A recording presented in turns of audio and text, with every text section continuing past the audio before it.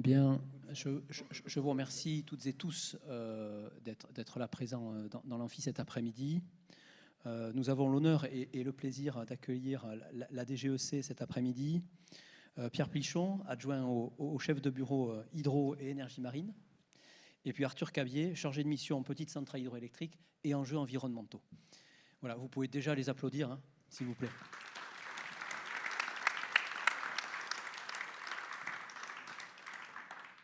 Alors, on a voulu pour cet après-midi essayer d'organiser ça. L'échange va se composer en trois parties. Trois parties parce qu'on a un certain nombre de sujets regroupés un petit peu par une forme de logique.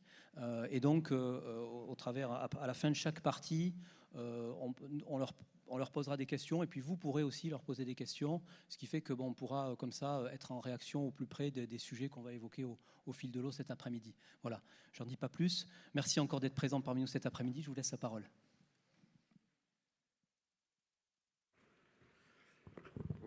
Bonjour à tous. Voilà, j'espère que ça marche bien, que vous m'entendez bien. Merci, Monsieur le Président, pour cette introduction. Et permettez-moi d'abord de vous remercier pour votre invitation. Alors, on est vraiment très heureux de participer à ces 15e rencontres de France Hydro à Valence et de vous rencontrer. On a pu faire le tour de certains stands tout à l'heure et c'était vraiment pour nous très intéressant de voir le dynamisme de la filière et toute sa modernité aussi et toute son étendue. Donc merci encore pour cette invitation. Donc, comme l'a dit Monsieur Casio, on a préparé une présentation en trois parties pour vous présenter les sujets sur lesquels on travaille actuellement, donc au sein du pôle hydroélectricité, du Bureau des énergies renouvelables hydrauliques et marines, de la direction de l'énergie, qui appartient à la Direction générale de l'énergie et du climat. Voilà. Donc quelques mots sur le bureau pour vous le présenter. Donc c'est un bureau qui est composé de deux pôles. Un pôle chargé de l'hydroélectricité dont j'ai la charge, donc je suis très fier et heureux de piloter, et puis un pôle spécialisé sur le développement de l'éolien en mer. Au sein du pôle hydroélectricité, donc nous sommes trois temps plein, dont Arthur Cabier, qui se présentera également tout à l'heure, qui est lui plus spécifiquement chargé de la petite hydroélectricité. Donc moi-même et un autre collègue qui est plus spécifiquement chargé des concessions hydroélectriques. Donc on est trois et on a également des compétences juridiques au sein du pôle. Donc on a une collègue qui se répartit son temps en fait entre les deux pôles, le pôle éolien en mer et le pôle hydroélectricité, donc sur les questions juridiques. Donc qui à 50% travaille avec nous. Donc cette introduction faite, je vous propose de rentrer dans le vif du sujet. Donc la première partie qu'on souhaitait vous présenter concerne les travaux menés sur la programmation pluriannuelle de l'énergie. Donc on travaille aujourd'hui à la prochaine PPE pour les périodes, les 5 prochaines années et les 10 prochaines années, mais j'y reviendrai. On vous présentera aussi dans une deuxième partie plusieurs dispositions qui concernent la petite hydroélectricité, mais aussi plus globalement, on va dire, le développement et l'accélération des énergies renouvelables. Donc c'est des dispositions qui sont issues de la loi APER, donc la loi d'accélération de la production des énergies renouvelables qui a été promulguée le 10 mars 2023, donc c'est assez récent. Donc on est vraiment dans le vif du sujet, on est en train vraiment de travailler sur l'application de cette loi avec l'ensemble des collègues de la sous-direction de la direction de l'énergie. Et dans une troisième partie, des sujets d'actualité aussi traités par le pôle, suivis par le pôle. Donc on fera un petit point sur les appels d'offres et également sur d'autres dispositions dont on sait sur lesquelles la profession a beaucoup de questions. Voilà, soyez rassurés que France Hydro nous relaie vraiment l'ensemble des préoccupations de la profession régulièrement. Donc on échange beaucoup avec M. Lévy, avec M. Casio, mais aussi avec toute l'équipe de France Hydro sur ces sujets. Donc on parlera d'appels d'offres, de rénovation aussi, et de l'arrêté tarifaire H16 dans une troisième partie. Alors, la programmation pluriannuelle de l'énergie. Donc, l'objectif principal de cette troisième PPE, c'est bien entendu, comme les précédentes, de définir des objectifs de développement aux horizons donc, temporels 5 ans et 10 ans, comme je le disais en introduction, et donc de définir des objectifs de développement pour l'hydroélectricité, comme pour les autres énergies renouvelables. Et donc, pour préparer cette troisième PPE, chaque filière a organisé des ateliers, donc des ateliers de travail. Et concernant l'hydroélectricité, on a mené 2 ateliers principalement, donc un qui s'est tenu fin 2021 et un en septembre 2022, auxquels participaient donc les principaux acteurs concernés, donc 40 participants au total, dont la profession, dont France Hydro, mais aussi des représentants de l'administration, des associations, etc. Alors, pendant ces 2 ateliers, l'objectif était justement de discuter de la façon dont on allait travailler pour préparer les objectifs de développement qui seront inscrits dans la prochaine PPE. Et l'un des consensus du premier atelier était de mettre à jour l'étude du potentiel hydroélectrique de 2013. Parce qu'il existe déjà une étude de potentiel qui avait été réalisée il y a déjà 10 ans, donc en 2013, à partir des études réalisées par la profession, donc par l'UFE en 2011, et qui avait été la base finalement des PPE précédentes, donc avant cette troisième PPE. Le consensus était aussi de dire qu'il était inutile de repartir d'une feuille blanche, donc de tout reprendre à zéro, puisque cette étude de 2013 était déjà très solide. Elle avait demandé beaucoup d'investissement de la part de la profession pour justement donc, étudier au mieux le potentiel hydroélectrique national. Elle avait fait l'objet d'échanges avec l'administration déjà très aussi approfondis. Et pendant ces ateliers, donc, l'objectif était de recueillir des contributions des différentes parties prenantes sur la façon dont ils voyaient le développement, dont ils voient le développement de l'hydroélectricité, donc aux 2 horizons temporels qu'on a évoqués, 5 ans et 10 ans, et notamment de proposer des objectifs de développement à inscrire dans la future PPE et des mesures aussi à prendre.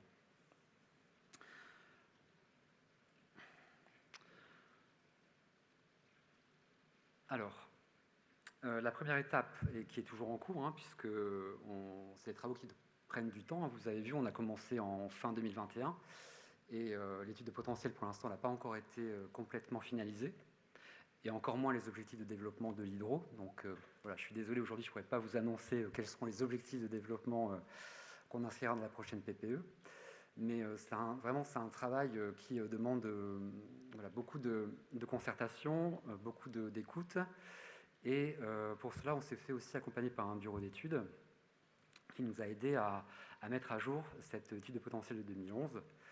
Donc, en faisant un recensement des études de potentiel qui auraient pu être réalisées localement en région ou à des échelles plus petites depuis 2011 et qu'on pourrait utiliser pour mettre à jour l'étude qui faisait référence en 2013.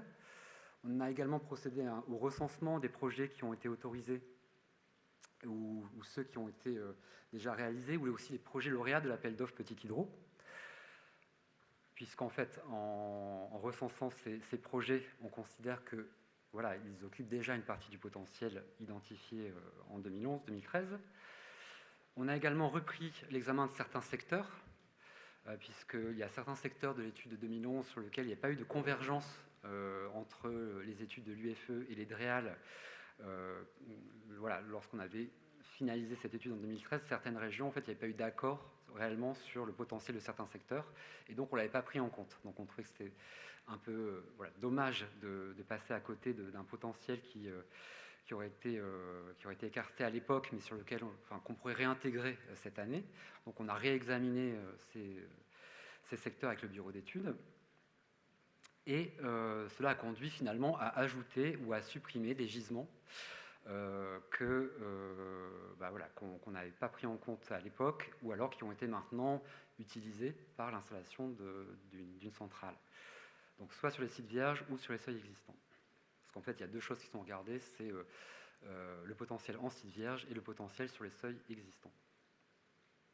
Alors, il faut bien avoir en tête que l'étude de potentiel, c'est pas une étude du potentiel exploitable, c'est-à-dire que l'étude de potentiel, et ça a été l'objet de longues discussions entre nous, c'est que on n'aura pas, à l'issue de ce travail-là, une cartographie avec des zones rouges, des zones oranges, des zones vertes. Enfin, voilà, on n'aura pas une définition d'un potentiel exploitable qui dépend en fait de trop nombreuses conditions ou d'enjeux. Donc, vous le savez mieux que moi, notamment de raccordement au réseau, des enjeux économiques, techniques, des enjeux fonciers. Donc, c'est assez difficile de pouvoir évaluer un potentiel vraiment exploitable, identifier des zones précisément où on est sûr qu'un projet pourra se développer. Mais par contre, donc, on a identifié finalement un gisement qui a été caractérisé par un certain nombre de critères, principalement environnementaux, lors d'une discussion qu'on a eue le 7 juillet 2022, donc aussi avec les représentants de la filière. Et il y avait malgré tout un consensus pendant ces discussions, c'est de dire que, bon, malgré tout, il est très difficile de pouvoir développer un projet en site vierge en liste 1. Donc, on a écarté le gisement sur les cours d'eau classés en liste 1 pour le potentiel en site vierge. Alors, j'espère que vous me suivez, parce que c'est vrai que c'est un travail qui est un travail de longue haleine et qui a demandé pas mal d'échanges et de réflexions pour essayer d'évaluer au mieux ce potentiel. Donc, malgré tout, on a quand même pris en compte des critères techniques. Et on a repris ceux de l'étude de 2013, puisque là aussi, les critères qui avaient été retenus en 2013 pour l'étude faisaient un consensus unanime. Donc, ces critères ne sont pas de prise à une altitude supérieure à 1500 mètres, sauf exception, et des critères de pente, donc supérieur à 1%, ou de puissance supérieure à 300 kW, ou de module supérieur à 400 litres par seconde, pour pouvoir évoquer donc des nouveaux projets en site vierge. Pour les seuils existants, le seul critère technique qui était retenu, c'était une hauteur de chute de plus de 2 mètres et une puissance de plus de 100 kW. Donc là aussi, c'est ce qui était déjà comme donnée d'entrée de l'étude de 2013, et c'est ce qu'on a repris donc forcément dans la mise à jour de 2023. Alors, la difficulté qu'on a rencontrée aussi, c'est que pour le potentiel sur les seuils existants, on n'a pas de localisation précise dans la base de données qu'on avait de l'étude de 2013. En fait, on a des données agrégées par région. Et donc, on ne peut pas dire exactement où sont les seuils existants qui avaient été inventoriés à l'époque.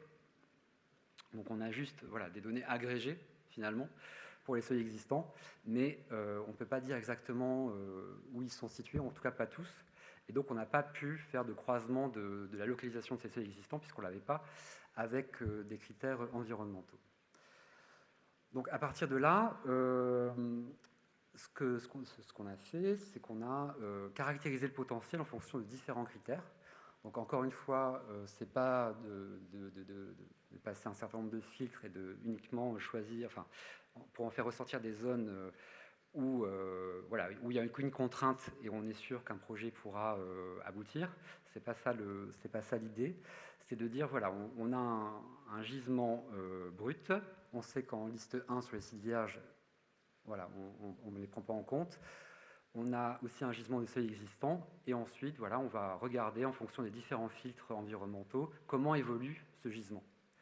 Mais encore une fois, et ça, je sais que la profession y tient, on est d'accord pour dire que les critères environnementaux qui ont été étudiés ne sont pas des critères nécessairement qui impliquent nécessairement l'absence de développement de projet. Je ne sais pas si c'est clair, mais c'était bien l'idée. Et donc, on arrive à 2 cartes de potentiel. Donc, pour les sites vierges, c'est la carte de gauche. Donc, finalement, l'ensemble du gisement en site vierge hors liste 1 qui ressort de l'étude, c'est 653 MW. Donc là, encore une fois, l'étude n'a pas encore été finalisée, elle n'est pas publiée, mais donc c'est les premières données qu'on vous livre. Elle sera plus détaillée, il y aura plus d'éléments dans l'étude, il y aura notamment aussi le productible, parce qu'il y a effectivement les capacités, mais il y a le productible aussi qui apparaîtra. Parce qu'il faut savoir que dans la PPE, en fait, on raisonne beaucoup en mégawatts et en capacité installée, et en développement de capacité installée. Donc c'est pour ça qu'il est important d'avoir cette donnée de 653 mégawatts en termes de potentiel. Et le gisement des seuils existants, c'est 368 mégawatts. Et à titre informatif, donc à titre d'exemple, en croisant les filtres, enfin les critères environnementaux les plus contraignants a priori, sur les sites vierges, donc le classement liste 1, mais aussi les réservoirs biologiques ou les cours d'eau en très bon état, les axes grands migrateurs, voilà, ça fait retomber ce gisement à 384 MW. Donc, ce qui est important de retenir, c'est que l'étude de potentiel, dans notre réflexion pour définir les objectifs de développement pour la PPE, c'est un indicateur parmi d'autres, parce que sur ces 653 MW en site vierge et sur les seuils existants, voilà, il y a, comme j'ai dit en introduction, il y a un certain nombre de contraintes ou de conditions techniques, économiques, environnementales qu'il va falloir regarder au cas par cas pour pouvoir définir si des projets peuvent se développer ou pas. Donc forcément, dans la PPE, l'objectif de développement ne sera pas le gisement qu'on a identifié dans l'étude de potentiel. Par contre, c'est un bon indicateur pour savoir où on en est et justement ensuite pour réfléchir aux objectifs. Alors pour définir les objectifs de développement, la façon dont on travaille, c'est encore une fois un travail qui est toujours en cours, c'est que l'on a interrogé la filière donc pour recenser les projets. Donc normalement vous avez dû être interrogé notamment par France Hydro sur les projets en cours ou voilà, à différents stades de réflexion et de développement pour qu'on puisse pour que FHE puisse nous les faire remonter et qu'on puisse les intégrer à nos réflexions. Donc recensement des projets auprès de la profession, analyse aussi des propositions des acteurs concernés. Donc chaque acteur, comme je le disais en introduction, pendant les ateliers ou à l'issue des ateliers, a déposé un certain nombre de contributions sur la façon dont il voyait le développement de l'hydro en termes d'objectifs de développement. Et on a aussi regardé l'analyse du rythme de développement des projets, donc en fonction sur les 10 dernières années, quel avait été le rythme de développement de projets, des autorisations notamment, et des soutiens octroyés, notamment les lauréats à l'appel d'offres Petite Hydro. Donc, en regardant l'ensemble de ces données, l'objectif est de définir les prochains objectifs de développement pour l'hydroélectricité, à la fois pour la grande hydro, notamment pour les concessions hydroélectriques, et aussi donc, pour la petite hydroélectricité. Donc c'est un travail qui est itératif, toujours en cours, parce qu'on a eu des contre-propositions. On avait échangé lors du dernier atelier en septembre, on avait proposé déjà des premiers chiffres, et donc on a eu d'autres contre-propositions. Et donc aujourd'hui, voilà, on est toujours sur ce travail, et l'objectif est de pouvoir alimenter la future loi de programmation sur l'énergie et le climat, donc la future LPEC, dans le courant de cette année, pour qu'ensuite la PPE puisse être adoptée dans les 12 mois qui suivent la LPEC. Et une déclinaison régionale suivra, donc fin 2024, début 2025. Et ça, on va y revenir également dans la deuxième partie où on parle des zones d'accélération pour le développement des énergies renouvelables.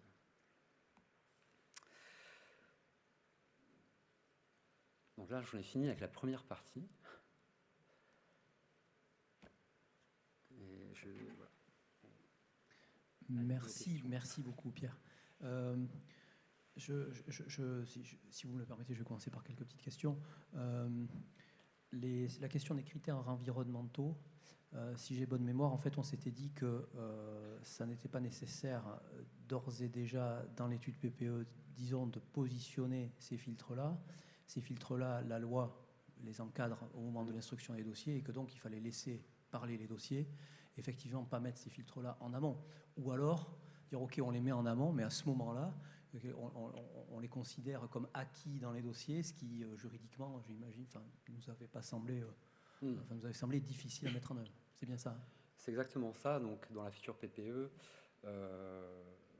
on fera figurer comme dans la PPE actuelle le gisement brut hors liste 1, malgré tout, puisque ça, il y a quand même un consensus, et le gisement sur seuil existant, comme on l'a présenté ici. Enfin, c'est l'idée qu'on a aujourd'hui, en tout cas. Et, par contre, dans l'étude de potentiel, il y aura l'ensemble de ces jeux de caractérisation du potentiel pour avoir une idée de quelle influence, en fait, ont les filtres, les critères. Encore une fois, ce ne sont pas vraiment des filtres, ce sont des critères pour caractériser ce gisement.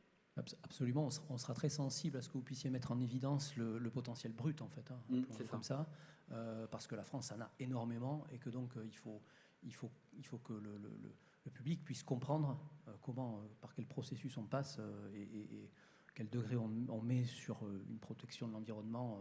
Voilà. Ça, c'était la première question. Alors, un petit point aussi sur les déclinaisons régionales. C'est un sujet, je pense qu'on reparlera par la suite. Mais comment vous voyez un petit peu le processus de cartographie vis-à-vis de cette déclinaison? Alors c'est vrai qu'on y vient en détail dans la partie 2 où on va justement expliquer quel va être le rôle des communes et comment effectivement la cartographie régionale va être réalisée à partir de propositions finalement des communes, de zones d'accélération qui devront permettre de répondre aux objectifs régionaux qui eux-mêmes seront mis en cohérence avec les objectifs nationaux. Et c'est là, c'est une difficulté aussi du travail que l'on mène, c'est de pouvoir justement travailler en parallèle avec les régions pour justement avoir une cohérence entre les objectifs nationaux et régionaux. Donc c'est pour ça aussi que les collègues en région sont en attente de la finalisation de nos travaux, études de potentiel et puis les premiers objectifs de développement qu'on pourrait mettre dans la LPEC pour pouvoir aussi travailler sur des objectifs. Et donc ces zones d'accélération viendront justement alimenter aussi ce travail.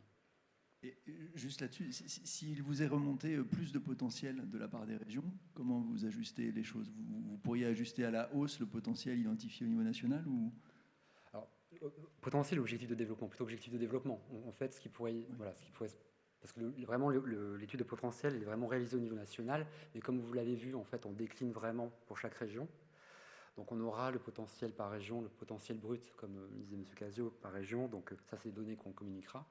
Par contre, effectivement, la difficulté, c'est de regarder et sur les objectifs de développement, de travailler de manière conjointe aussi avec les régions. Donc je pense que c'est bien ça votre question, c'est de dire si en région, la région estime qu'il y a un objectif de développement supérieur à ceux qu'on pourrait déterminer au niveau national, comment on va le traiter. Donc ça, on le prendra en compte, en fait. Très bien. Je pense que ce sera l'objet de la seconde partie. Mais juste, vous avez dit que vous avez pris en compte, donc vous avez exclu le potentiel en liste 1. Pour les sites vierges, oui. Oui, en site vierge, bien sûr. Et vous avez cité les réservoirs biologiques, qui est un des critères de classement en liste 1. Est-ce que vous avez retenu uniquement les réservoirs biologiques classés en liste 1 ou également les réservoirs biologiques listés dans les SDAGE qui ne sont pas classés en liste 1? Parce que vous savez que c'est un gros point pour nous. Il y a beaucoup de cours d'eau qui sont identifiés en réservoirs biologiques, mais pas forcément classés en liste 1. Et donc normalement non contraignants, mais qui sont pris en compte quand même par les agents instructeurs. Voilà. Même si ce n'est pas classé en liste 1, on vous explique quand même que vous êtes en réservoir biologique identifié par-ci, par-là.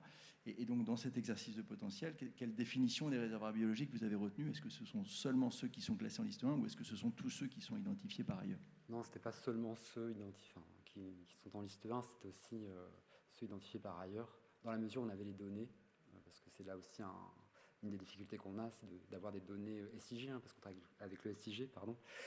Et donc, la difficulté, c'est d'avoir vraiment des données consolidées au niveau SIG. Donc, c'est bien ça. C'est comme ça qu'on a travaillé. Et encore une fois, donc, ce filtre réservoir biologique hors liste 1 est indicatif pour caractériser le potentiel dans l'étude. En tout cas, merci d'avoir pour l'instant écarté les couches environnementales que l'OFB ou que les agences de l'eau ou que la direction de l'eau avaient proposé de prendre en compte dès ce stade-là. C'était un des points d'accroche importants lors de ces ateliers PPE. Donc merci à vous. Peut-être qu'on peut... Est-ce que vous avez des questions sur cette première partie? Bonjour, Dominique Boisson, Isère Énergie. Le classement des cours d'eau en liste 1 n'exclut pas le développement, il inclut par contre des contraintes supplémentaires. Je comprends que dans l'inventaire qui est réalisé, ça soit mis de côté pour des raisons de difficulté de développement. Par contre, il ne faudrait pas que, du fait que ces cours d'eau sont exclus de cet inventaire, ça soit utilisé notamment par la direction de l'eau pour considérer que ça vient être un critère supplémentaire pour ne pas équiper ces cours d'eau. Donc est-ce qu'il serait possible dans l'inventaire de prendre les précautions oratoires nécessaires et de stipuler que ça n'exclut pas des développements malgré tout sur ces cours d'eau?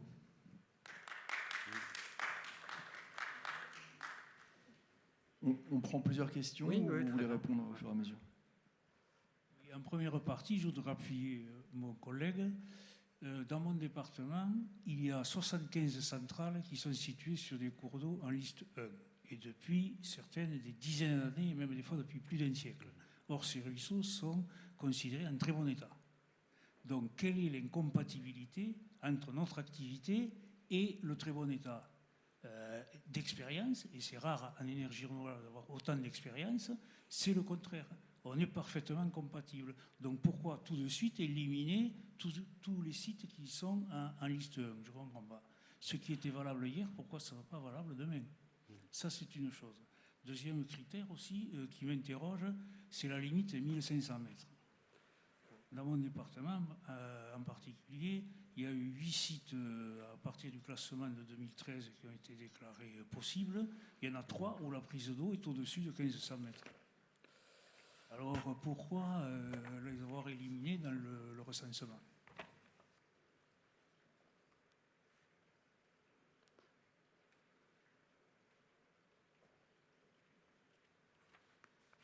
Pas d'autres questions? Si, Jean-Éric.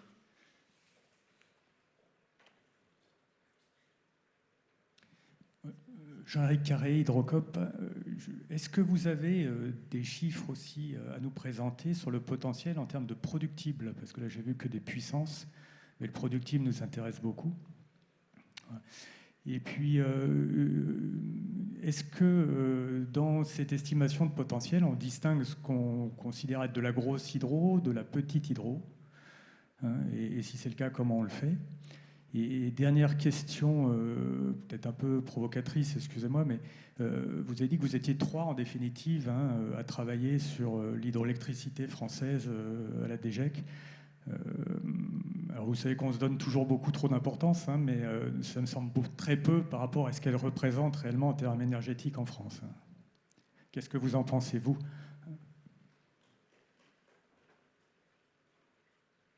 Ghislain veut apporter une précision sur l'étude de 2013. Oui, j'ai piloté pour l'UFE l'étude de 2013. Les 1500 mètres, ce n'était pas un critère rédhibitoire. C'était juste qu'on voulait limiter le volume de l'étude. Ça ne veut pas dire qu'il y aura du potentiel au-dessus. Oui, c'est qu'on n'avait pas les moyens non plus d'aller voir au-dessus. Ouais. Peut-être. Bon, je vous propose déjà peut-être de répondre à cette première salve de questions. Alors, oui, la première question et une partie de la deuxième concernait les classements de cours d'eau en liste 1, si je ne me trompe pas. Et alors la compatibilité ou pas de nouveaux projets avec des cours d'eau classés en liste 1. Alors c'est vrai que pour cette question-là, on ne va pas refaire les débats, mais ça a été l'objet justement de discussions en atelier, notamment d'ateliers de juillet 2022, qui réunissait à la fois la direction de la biodiversité, qui réunissait aussi France Hydro, qui réunissait la DGEC.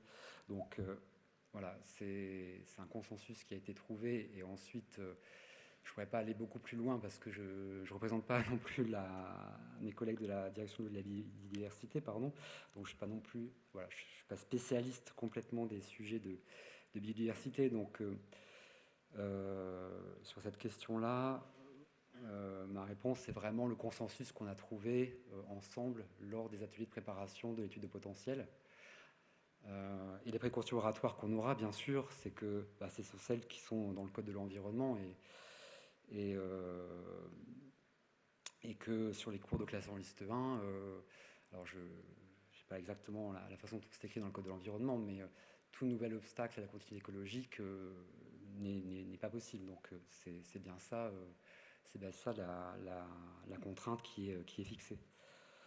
Sur les 1500 mètres, pourquoi éliminer les sites aux 1500 mètres? Alors, dans la présentation, on indique que c'est sauf exception de mémoire.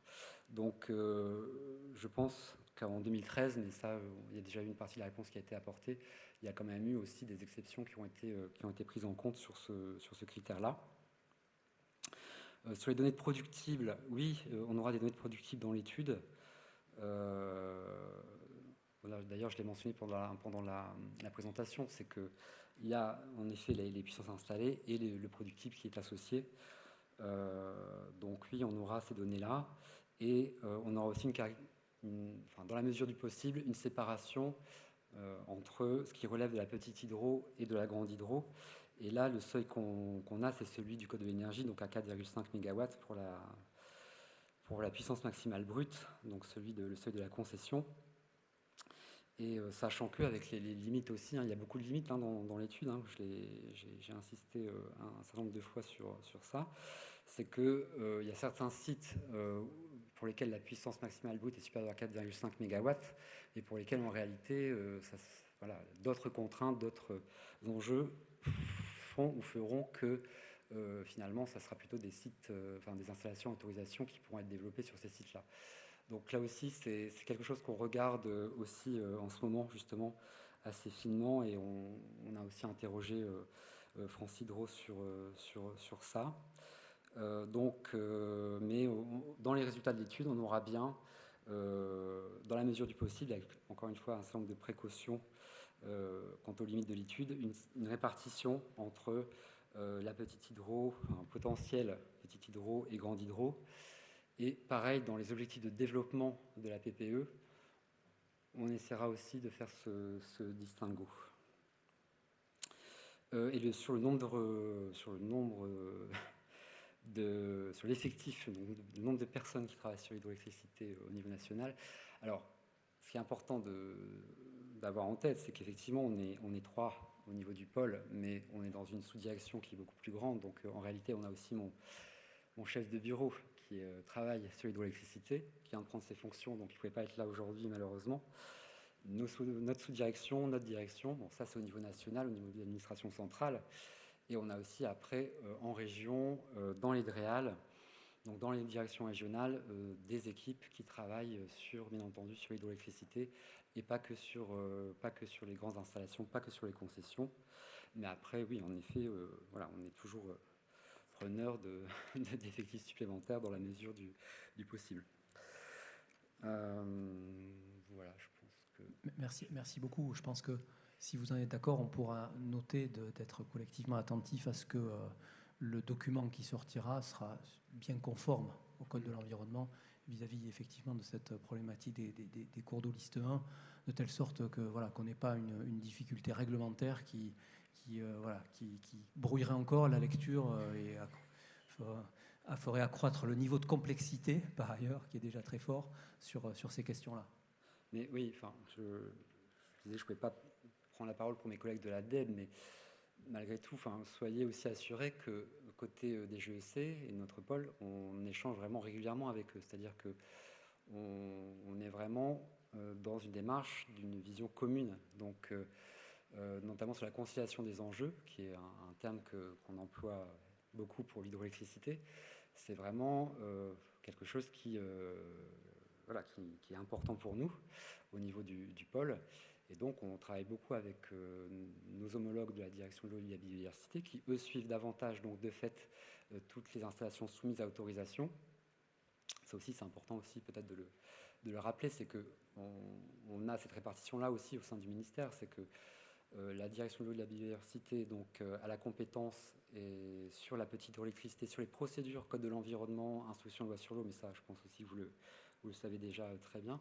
Et nous, côté DGEC, donc côté pôle hydroélectricité, on travaille, donc on est chargé donc, du suivi des contrats de concession, mais aussi donc, des dispositifs de soutien au développement de la petite hydro, donc, dont on parlera tout à l'heure, notamment dans la troisième partie. donc de tous les mécanismes, de tous les dispositifs d'accompagnement de la filière et donc de la petite hydro. Et ça, on ne le fait pas seul, on travaille aussi avec nos collègues de la DEB sur ces sujets-là. Donc voilà, on souhaite vraiment avoir une approche consolidée et commune, mais bien entendu, les enjeux énergétiques et environnementaux voilà, sont à prendre en compte, et on essaie de faire au mieux pour qu'ils soient pris en compte au travers des projets, au travers aussi des politiques qu'on prend au niveau de la direction de l'énergie, au niveau de la direction de l'eau et de la biodiversité. Merci pour ces précisions. Je vous propose de continuer. Oui.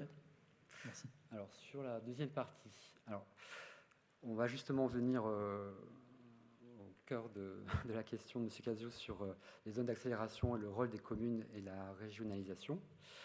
Donc, la loi APER qui a été promulguée le 10 mars dernier prévoit dans son article 15 que des zones d'accélération pour l'implantation d'installations terrestres, donc de production d'énergie renouvelable, soient définies.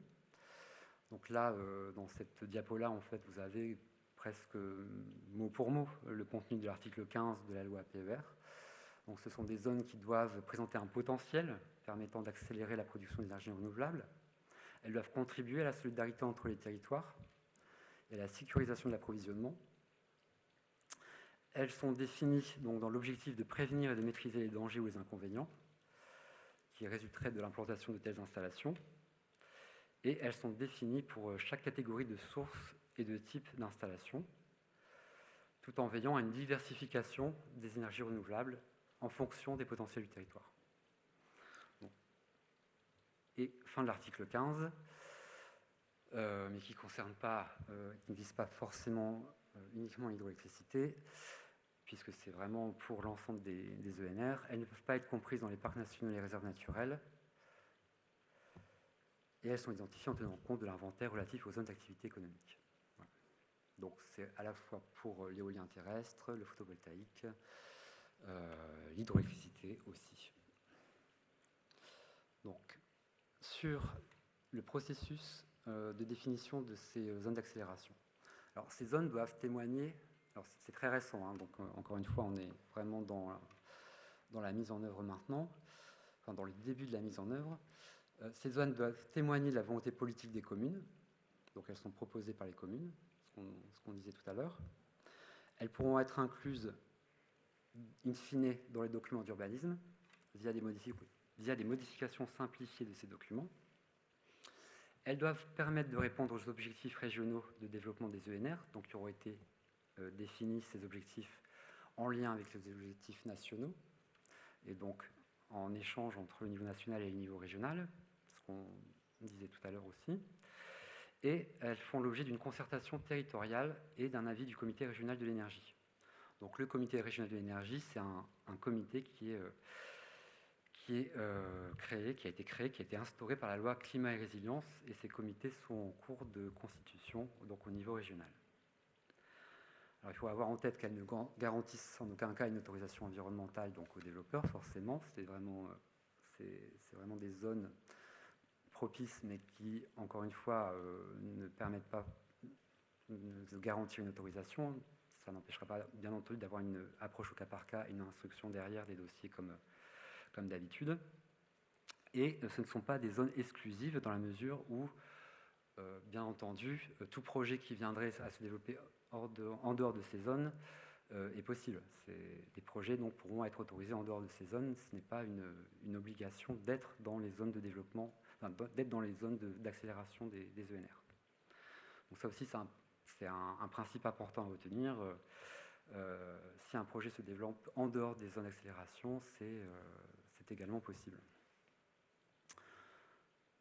Alors sur ce schéma-là, on a repris justement le mécanisme d'élaboration et le rôle des communes dans le dispositif. Alors d'abord, il y a une phase de mise à disposition des données. Donc c'est une phase qui est en cours avec la création d'un portail justement des ENR. Voilà, donc responsable État et gestionnaire de réseau de gaz et d'électricité pour mettre à disposition un certain nombre de données. Et donc nous, on mettra à disposition les données issues de l'étude de potentiel dont on vient de parler. Et aussi, on indiquera comme données d'entrée les installations existantes. Sur cette base, mais pas que, on y reviendra dans les slides d'après, les communes pourront faire des propositions de zones qui seront donc soumises à une concertation territoriale par un référent préfectoral unique et in fine qui feront l'objet d'un avis du comité régional de l'énergie, dont en cours de mise en œuvre, en cours de constitution, ces comités en région, donc pour donner un avis sur ces zones, et notamment, c'est la slide d'après, savoir si elles sont suffisantes pour atteindre les objectifs régionaux de développement des ENR. Et si ce n'est pas le cas, il sera demandé aux communes de retravailler à des nouvelles propositions de zones.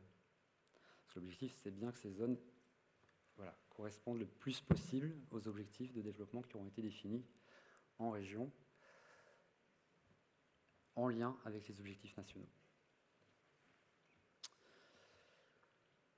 Alors, dans les données mises à disposition, ce qu'on fera, nous, côté hydro, c'est qu'on donnera on alimentera le portail des ENR avec les installations existantes et aussi avec le gisement identifié par sous-bassin versant. Donc, par sous-bassin versant, pourquoi ? Parce qu'en fait, encore une fois, dans les données qu'on a, qui étaient issues de l'étude de 2011-2013, ces données qui ne sont pas forcément homogènes, qui peuvent être des tronçons de cours d'eau, qui peuvent être des points très localisés, qui peuvent être mal interprétés ou qui en tant que tels, ne seraient peut-être pas forcément un bon indicateur pour les communes. Donc, on aura vraiment l'objectif, c'est de donner une identification du potentiel par sous-bassin versant.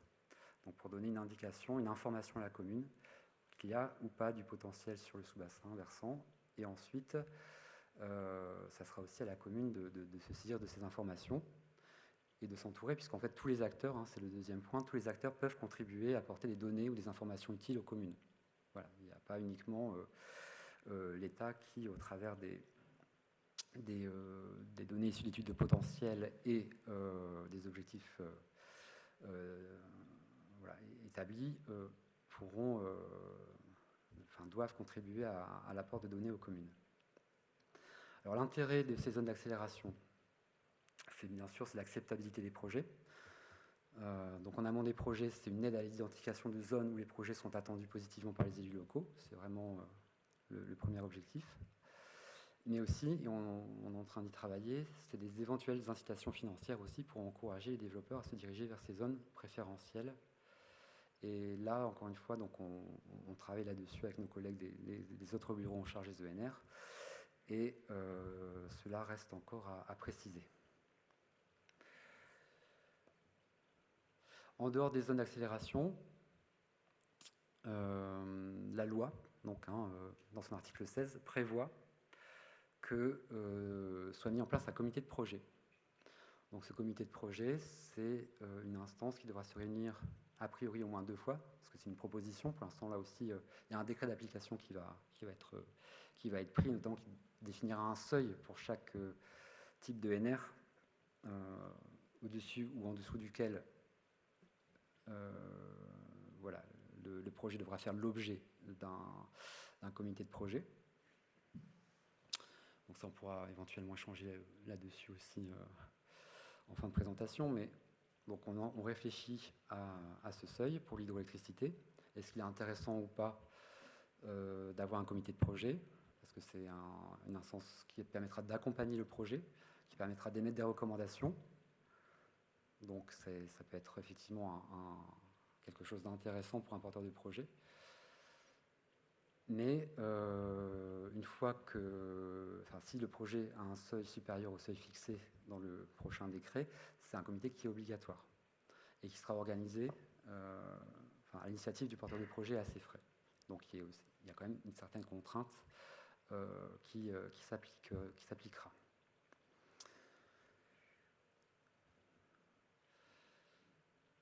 Alors, on prendra les questions en fin de cette partie 2, mais donc j'enchaîne avec la raison impérative d'intérêt public majeur. Donc l'article 19, qui est aussi un point important de la loi PER,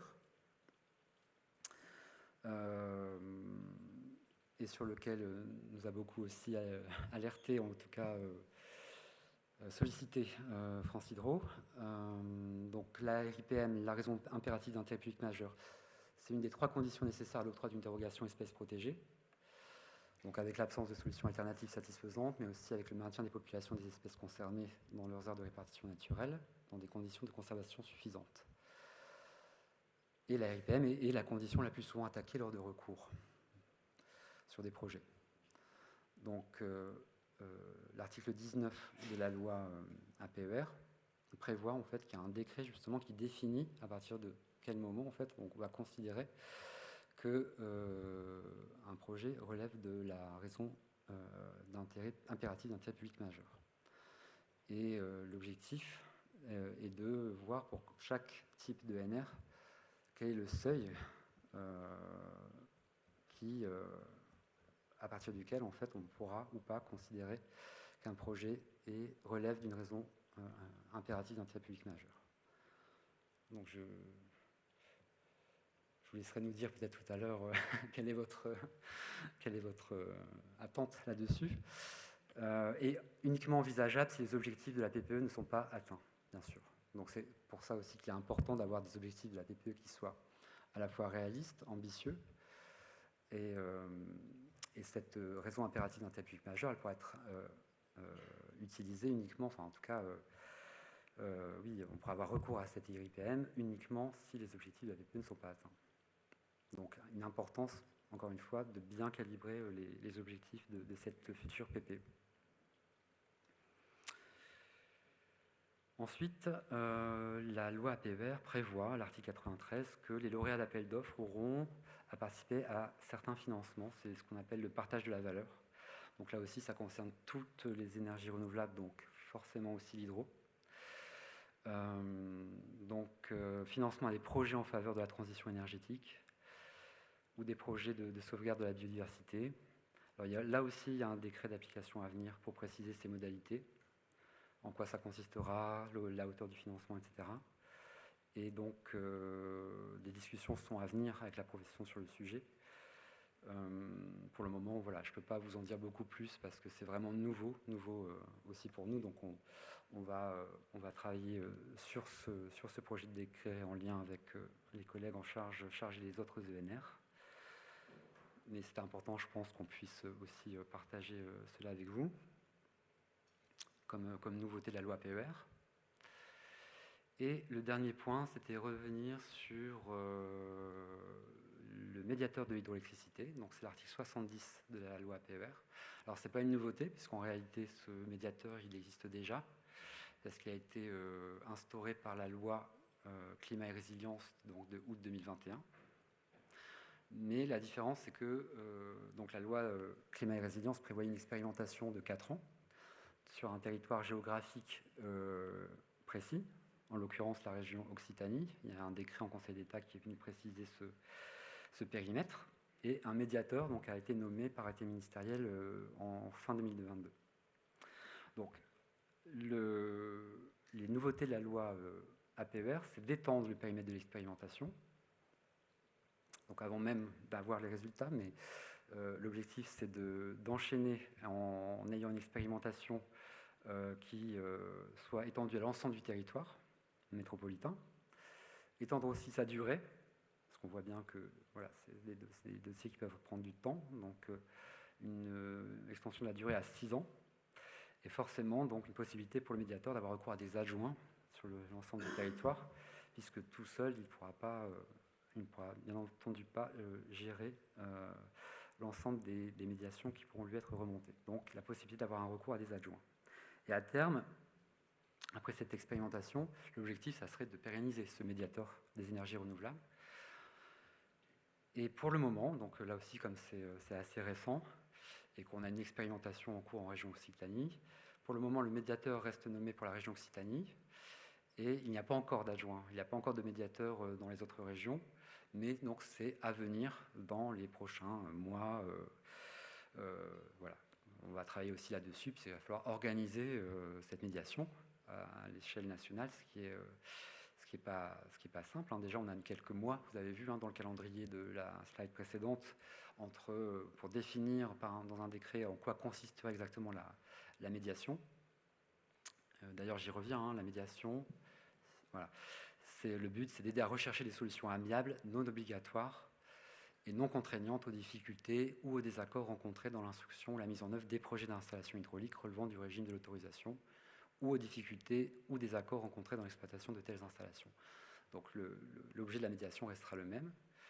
Donc vous voyez, on a mis un peu de temps à définir dans un décret en Conseil d'État les contours de la médiation, comment elle se organisait, comment en pratique se passait la médiation, sur quelle base, sur quel dossier, etc. etc. Il n'y a pas que le périmètre de la région qui est défini dans ce décret, il y a aussi tout le contenu de la médiation. Et on a mis aussi un peu de temps à nommer le médiateur. Donc là aussi, pour l'extension de la médiation au territoire national, il nous faudra aussi, bien entendu, quelques mois pour mettre tout ça en place et pour faire en sorte que ça fonctionne bien, que ce soit le plus fluide possible. Et c'était la dernière mesure de la loi PER qu'on souhaitait vous présenter, qui concerne davantage la petite hydroélectricité, parce que dans la loi PER, il y a d'autres mesures, mais qui concernent plutôt les concessions et les ouvrages les plus importants. Donc, voilà, Merci beaucoup. On comprend que de ces nouvelles dispositions, finalement, les régions seront redevables et comptables d'un résultat en termes de développement. Donc derrière ça, moi, je me pose la question du rythme.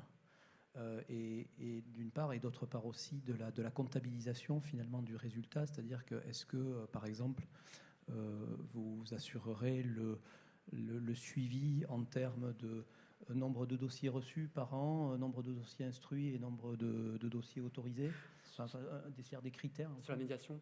Non, pas sur la médiation, c'est-à-dire déjà sur le développement lui-même, parce que si on imagine que si une région se dit bon, ok, c'est très bien, j'ai des objectifs, mais bon, moi j'ai pas envie, et puis les services non plus, ça en reste là, et puis finalement personne ne les challenge derrière, si j'ose dire. Oui, de faire un suivi finalement avec les indicateurs, absolument, de voir comment se traduit concrètement la mise en place des zones d'accélération, s'il y a effectivement des projets qui vont voir le jour dans ces zones, et comment ça se passe finalement.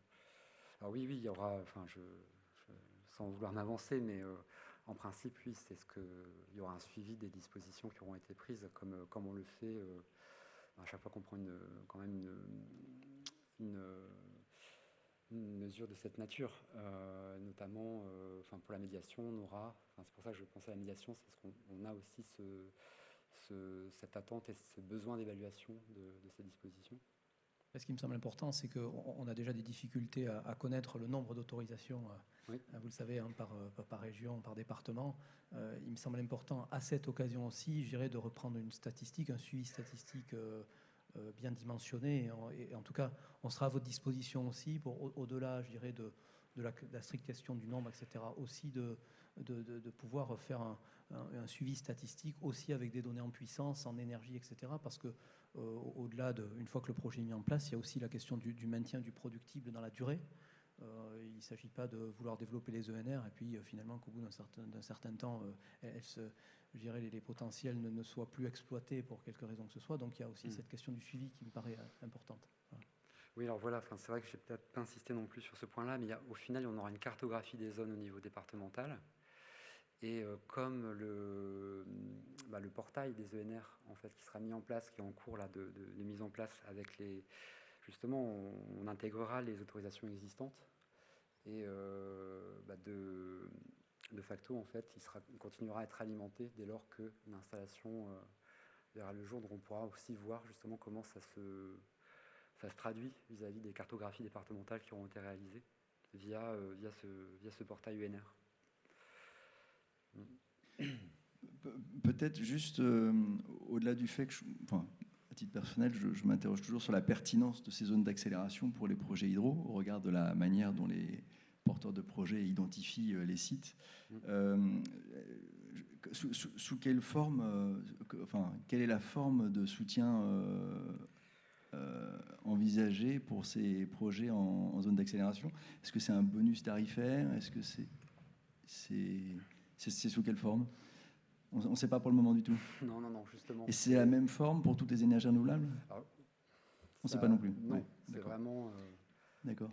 Voilà, on commence vraiment à réfléchir à la question. C'est pour ça que je disais effectivement qu'il y aura des échanges aussi avec la profession sur le sujet. Parce qu'aujourd'hui, on n'a pas encore Ok. de choses à présenter on est vraiment au tout début de la réflexion. Et juste une autre remarque, c'est la multiplication des seuils.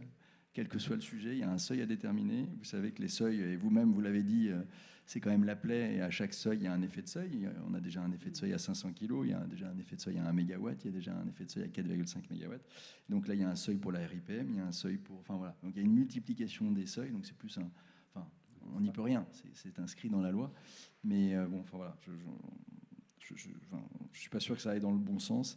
Et juste un petit point sur Monsieur Ginquet, donc, qui est le médiateur en Occitanie. Oui. Est-ce qu'il, comment ça va se passer? C'est lui qui reste en Occitanie et qui va être nommé pour l'hydro ailleurs avec des adjoints éventuellement, ou comment est-ce que vous envisagez les choses? Non, mais là pareil, c'est pas du tout décidé, parce que effectivement, Monsieur Ginquet a été nommé dans le cadre de la loi climat et résilience sur une expérimentation sur un territoire pour une durée. Donc c'est pas du tout le périmètre de la mission qui lui a été confiée. Donc c'est vrai qu'aujourd'hui, voilà, on réfléchit à comment on va organiser ça. Et puis effectivement, donc Monsieur Ginquet est membre de l'IGEDD. Et donc l'IGEDD, justement, c'est chez nous voilà, à vocation à travailler sur de l'expérimentation, mais pas forcément à être pérennisé au-delà de l'expérimentation. Donc il faudra aussi réfléchir à terme si, voilà, en fonction de la pérennisation qu'on va donner au médiateur de l'hydroélectricité, qui va être médiateur, etc. Donc tout ça, c'est vraiment aussi... Tout est récent, hein, puisque finalement, ça date de mars. Alors, on pourrait dire que c'est pas si récent que ça, mais malgré tout, il y a pas mal de nouveautés dans cette loi APER. Et donc certaines, vraiment, enfin, il y a eu des débats à l'Assemblée qui ont été très riches et très nourris, en fait. Hein, donc il y a des dispositions qui ont été vraiment travaillées pendant ces débats-là.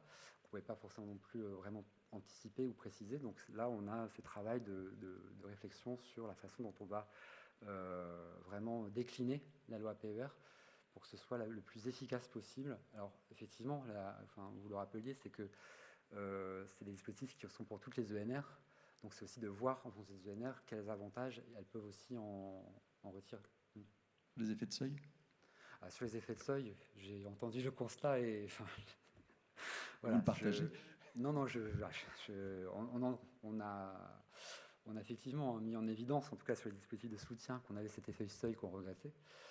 Après, sur ces autres dispositions-là, oui, c'est difficile de pas mettre à un moment donné un seuil, en fait, notamment au regard aussi de ce que font les autres filières. Donc voilà, c'est toute la difficulté, on en est conscient, et la difficulté, c'est de trouver le bon seuil, en effet, mais... Alors, en tout cas, sur la RIPM, vous connaissez la position de France Hydro et de la filière en général, c'est qu'il n'y ait pas de seuil ou qu'il soit le plus bas possible au regard de l'intérêt même des petites centrales, notamment pour le réseau électrique, on a pu en parler ce matin, à la maille locale. Et l'intérêt public majeur, il s'évalue aussi, selon nous, à l'intérêt public majeur dans le territoire dans lequel l'installation est implantée. Et, voilà. Et inversement, est-ce que sur les comités de projet, voilà, c'est aussi une question qu'on vous a posée, hein, sur le seuil que vous verriez pour ces comités. Là aussi, on est intéressé on reviendra vers vous très vite. Peut-être quelques questions. Il est 4 heures, il reste une demi-heure pour la dernière partie, plus les questions. Donc faites court, s'il vous plaît. Oui, je représente France Hydro au niveau européen. Par rapport à tout ça, 2 questions. Est-ce qu'il y a des délais pour les instructions dans les zones d'accélération? Ce que j'ai en tête des textes en cours, RED 3, RED 4. Et puis, deuxième question, au niveau des plans climat-énergie, il y a toute une partie qui est consacrée aux barrières administratives, l'identification, les solutions apportées pour lever ces barrières administratives. Où est-ce que vous en êtes sur ces 2 points? Peut-être prendre plusieurs questions, Dominique. J'ai vu que la définition des zones d'accélération repose sur la volonté des communes et débouche sur une cartographie départementale. Dans le cadre de l'hydro, j'attends que vous ayez fini. Oui, dans le cadre de l'hydro, les bassins versants sont rarement alignés sur les découpages administratifs. Et donc, je pense qu'il faut envisager les décisions intercommunales et interdépartementales.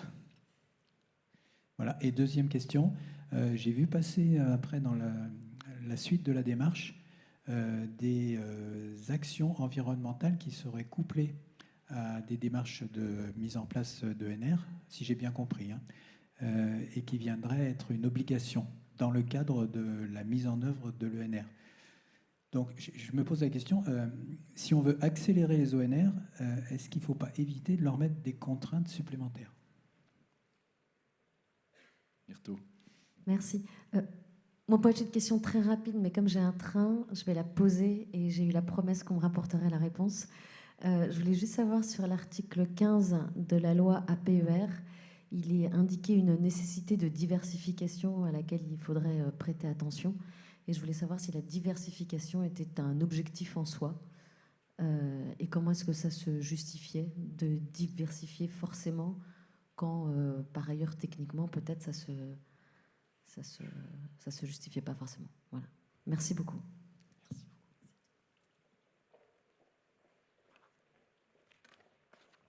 Oui, bonjour, Nicolas Fléchon, GEG. GEG, c'est un acteur multifilière, donc on est présent aussi sur le photovoltaïque, l'éolien, et il me semble constater qu'il y a souvent une différence de traitement entre les deux autres filières et celle-ci, donc de manière assez objective. Voilà, je prends quelques exemples. En tout cas, il me semble que sur les autres filières, il y a plus souvent peut-être de diligence ou d'indulgence, de largesse sur la façon de traiter les sujets, de les faire avancer. Je prends deux exemples. Le M0 annuel, qui est un sujet qui est toujours pas réglé, me semble-t-il, pour les sites existants, et puis des tarifs des anciens appels d'offres, qui est un sujet qui est important. Et puis des plafonnements, les plafonnements qui étaient à 100 €, qui sont à 100 € pour le PV et l'éolien, qui sont à 80, au-dessus de certaines puissances pour l'hydro. Donc, est-ce que vous partagez cette différence de traitement, qui ne me semble pas juste, vu les services que rend l'hydro? Voilà, je ne la comprends pas, mais peut-être que j'ai une vision subjective. Et comme je suis, je constate, je suis un peu inquiet pour la suite. Et je me dis, dans la loi d'accélération, en fait, souvent le diable est dans les détails. Là, le diable sera dans les décrets.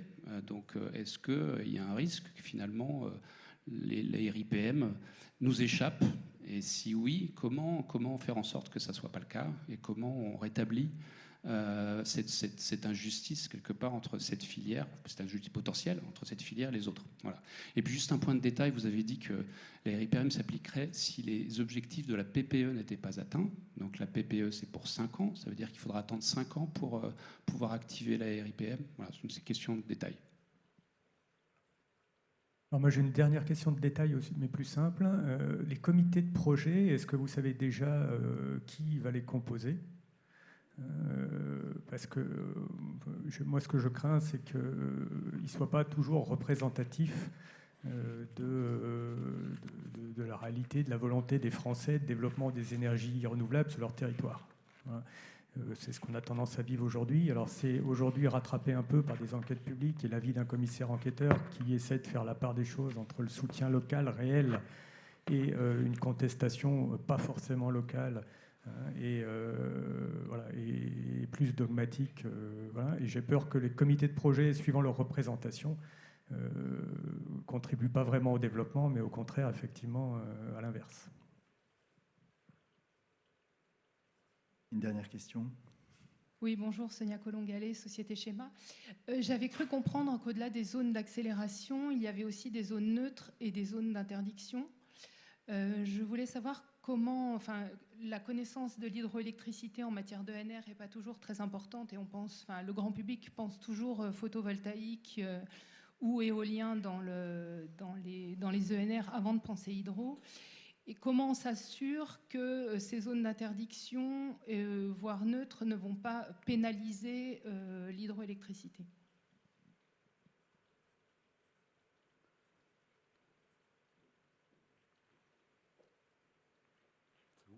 Ça fait beaucoup de questions. J'espère ne pas en avoir oublié. Mais Monsieur Lévy, vous m'aiderez à me les rappeler. Donc sur le calendrier, c'est le calendrier qui est celui-ci. Donc là, on est vraiment à la phase mise à disposition des données. Donc il y a la constitution du... Donc on est toujours dans les 2 mois, on met à disposition des données via le portail ENR. Et justement, en plus, pour l'hydro, ça arrivera un petit peu après. Donc voilà, il y a quand même une certaine souplesse sur les délais. Mais après, l'idée, c'est d'avoir un délai global pour les communes de 6 mois pour travailler aux propositions de ces zones. Voilà, sur les barrières administratives, alors c'est large, c'est très large même. Donc faudrait, je ne sais pas quel point exactement, mais les visées, j'imagine que c'est les instructions des demandes d'autorisation, et donc qui relèvent encore une fois plutôt voilà, du code de l'environnement et de la direction de la direction de l'eau et de la biodiversité, pardon.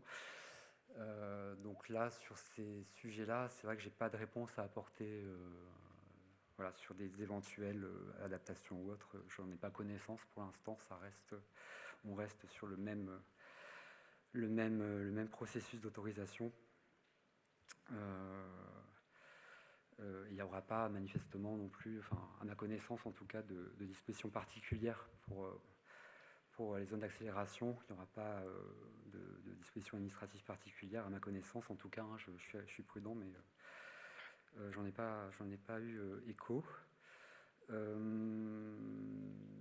Alors sur le périmètre des zones, oui effectivement, donc c'est une échelle au niveau départemental, et on a cette spécificité pour l'hydro, mais je pense aussi pour d'autres ENR en réalité, voilà, on ne s'aligne pas forcément à la frontière du département. Donc bon, on est en train de travailler dessus, hein. On n'est pas du tout encore allé au niveau de la définition des cartographies départementales, mais j'imagine qu'à cette étape-là, justement, il y aura une réflexion sur les projets qui sont sur 2 départements et comment, en fait, on retrouve ces projets sur les deux territoires. Ensuite, j'avais noté sur le partage de la valeur. Enfin, si j'ai bien compris, la question c'était est-ce que voilà, on impose une nouvelle contrainte. Alors, il me semble que vous visiez il me semble qu'on visait ici le partage de la valeur et donc l'obligation pour les lauréats d'un appel d'offres à participer à des financements de projets de sauvegarde de la biodiversité ou des projets en faveur de la transition énergétique, etc. Et donc la question c'est de savoir si avec ces nouvelles contraintes, on ne va pas freiner le développement des ENR. Là, bon, encore une fois, on est en train de travailler sur comment ça va se mettre en place. Donc, à quel point ça va être contraignant, pour l'instant, voilà, il faut attendre un peu avant de voir ce qui va ressortir des réflexions et du décret d'application. Mais il faut aussi avoir en tête que là aussi, ces dispositions de la loi APER, elles ont été beaucoup discutées justement en assemblée, comme je disais tout à l'heure. Donc, elles intègrent des attentes des différents acteurs. Donc, c'est aussi la loi APER, c'est aussi un travail qui a été mené en concertation. J'avais noté aussi une question sur l'article 15, la diversification. Alors, si on reprend l'article 15 rapidement, voilà, pour voir comment... Ouais, je crois que voilà, c'est à peu près un verbatim de l'article 15, une nécessaire diversification des énergies renouvelables en fonction des potentiels du territoire. Ce qui est visé ici, c'est vraiment, je pense, d'essayer d'avoir des... Parce qu'encore une fois, là, sur cet article-là, je n'étais pas justement lors des débats présents. Donc la façon dont il a été rédigé, les attentes qui ont été exprimées, je ne les ai pas forcément en tête, mais de ma compréhension ici, c'est d'éviter d'avoir des territoires où on n'aurait qu'un seul type d'énergie. Il faut essayer de ne pas raisonner non plus de manière trop cloisonnée, mais en tenant compte du potentiel aussi. C'est ce qui est écrit dans l'article 15, en fonction des potentiels du territoire concerné. Donc c'est essayer de faire un peu les deux en même temps. Finalement, s'il y a un fort potentiel hydro, voilà, il y aura forcément, on l'espère, des projets hydro, mais sans occulter, il ne faudrait pas que ça occulte finalement le développement d'autres ENR qui pourraient aussi voir le jour sur ce territoire, même si le potentiel est moins important. Donc voilà, je n'ai pas d'autres connaissance d'autres positions plus fermes sur de la diversification des énergies renouvelables. Ensuite, j'avais noté les différences entre les filières, le M0. Alors le M0, c'est un vrai sujet qu'on va aborder dans la troisième partie, mais on peut déjà en parler. La différence entre l'hydro et l'éolien et le PV, c'est que historiquement, dans nos cahiers des charges de l'appel d'offres petit hydro et dans la réalité tarifaire H16, on a un M0 qui est annuel. Et là aussi, ça avait fait l'objet d'un consensus à l'époque. On avait travaillé, on avait parlé ensemble. Ça ne faisait pas débat parce qu'à l'époque, il n'y avait pas de difficulté à avoir un M0 annuel. Ça ne posait pas ça posait pas de problème. Malheureusement, on a constaté donc des difficultés avec ce M0 annuel du fait de la crise énergétique. Et donc, que fait-on pour l'hydro? Et donc là, on travaille à des solutions qui seront présentées en troisième partie. Pour les autres énergies, l'éolien notamment, on avait pris dès le départ un M0 mensuel parce que du fait de l'intermittence, etc., il était plus logique dans le dispositif de soutien de travailler avec un M0 mensuel à l'époque, quand les collègues ont travaillé sur ces dispositifs-là, ce qui n'était pas le cas à l'époque, encore une fois, pour l'hydro. Donc aujourd'hui, on va essayer d'adapter, on va essayer de faire au mieux pour essayer de trouver une solution à cette situation, à cette dissymétrie entre les deux, ou entre l'hydro et les autres ENR. Concernant les prix plafonds, là aussi, il y a des réflexions en cours, justement, par rapport au taux d'expérience. Et on essaie, c'est en cours de discussion. On est en train de préparer, là aussi, on en parlera en partie 3, le prochain appel d'offres, donc, qui devrait être en fin d'année 2023, avec un nouveau cahier des charges. Et donc là, on travaille sur les différents items de ce cahier des charges. On travaille en concertation avec nos collègues de l'éolien, du PV, avec la CRE, pour que ce cahier des charges soit adapté. Donc oui, il y a peut-être il y a peut-être encore quelques différences entre les ENR. Après, je ne sais pas apprécier, moi, à quel point ça porte un préjudice à l'hydroélectricité. Enfin, certaines dispositions portent préjudice à l'hydroélectricité et d'autres non. Peut-être que un autre écho serait de dire qu'il y a des dispositions pour l'éolien ou le PV qui sont plus pénalisantes, alors que pour l'hydro, il n'y a pas de garantie financière pour l'hydro, il me semble, pour l'instant, dans le cahier des charges de l'appel d'offres, par exemple. Il y a des dispositions aussi qui sont spécifiques aux autres ENR, qui ne sont pas présentes en hydro. Et pour autant, c'est plus contraignant pour les autres ENR que l'hydro. Donc, il faut regarder ça plus finement, et en tout cas, c'est ce qu'on fait au quotidien. Ensuite, j'avais noté les zones neutres. Alors, zones neutres et zones d'interdiction, je vous avoue que je ne sais pas. Je n'ai pas connaissance de ce zonage en dehors des zones d'accélération. Donc, je regarderai ça, mais je ne peux pas vous répondre en fait à cette question-là. Le message en fait qu'on a à faire passer, c'est en effet qu'il y a les zones d'accélération et il y a en dehors des zones d'accélération, et qu'en dehors des zones d'accélération, on peut faire des projets. Que ce n'est pas des zones d'interdiction en dehors des zones d'accélération. Donc, on regarde. J'ai bien noté la question, et puis je regarderai ça avec mes collègues justement qui portent toutes ces dispositions-là, parce que c'est pas le pôle hydro qui travaille, qui est pilote en fait sur les zones d'accélération, mais on veille justement aux travaux de nos collègues pour que l'hydro soit bien prise en compte et intégrée. Alors, il y a peut-être d'autres questions, mais désolé si j'en ai oublié. Je vais te laisser la parole sur la troisième partie. Donc justement, on va parler de M0. des dispositifs de soutien de manière un peu plus détaillée.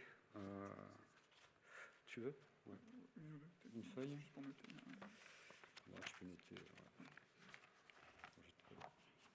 Je vais prendre ça, et puis je te laisse ça. Merci. Bien, bonjour à tous. Arthur Cabier, donc je suis en charge de la mission Petite Hydroélectricité dans le pôle hydroélectricité, donc qui est dirigé par Pierre, et aussi je m'occupe des enjeux environnementaux pour l'hydroélectricité, donc en regardant en plus donc l'aspect énergie. Et donc dans mes missions, il y a aussi donc la gestion de toutes les aides d'État que l'État peut porter pour le développement de la filière petite hydroélectricité. Donc ça peut concerner, donc vous le savez, les appels d'offres et aussi les arrêtés tarifaires, et donc tous les projets d'arrêtés tarifaires et ceux actuellement qu'on peut, qui existent. Donc c'est ça que je vais vous présenter maintenant. Alors je vais essayer de retrouver où on en est. Voilà, donc on va commencer par les appels d'offres. Donc déjà, dans l'actualité, il y a eu l'achèvement de la 5e et dernière période de l'appel d'offres numéro 2, petite hydroélectricité, donc qui s'est tenu à la fin de l'année 2022, début de l'année 2023. Donc on a eu un retour de la Commission de la régulation de l'énergie sur la notation des offres. Donc on devrait pouvoir présenter les résultats prochainement. Ils seront bientôt notifiés de façon officielle. Donc ça clôturera vraiment ce deuxième appel d'offres qui a été étendu dans la durée jusqu'à 2022. Et donc on peut vous annoncer déjà qu'il est prévu qu'on continue à faire des appels d'offres pour la petite hydroélectricité à hauteur de 35 MW par an. Donc on va pouvoir lancer un troisième appel d'offres de 3 périodes.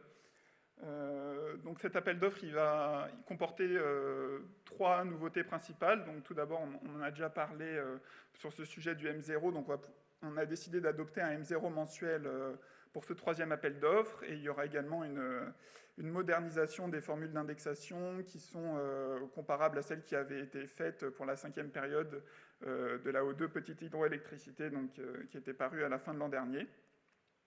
On va donc également demander la réalisation d'un bilan carbone du projet qui ne sera pas à fournir dans les pièces nécessaires à l'autorisation, mais qui sera à fournir à la fin des périodes d'instruction.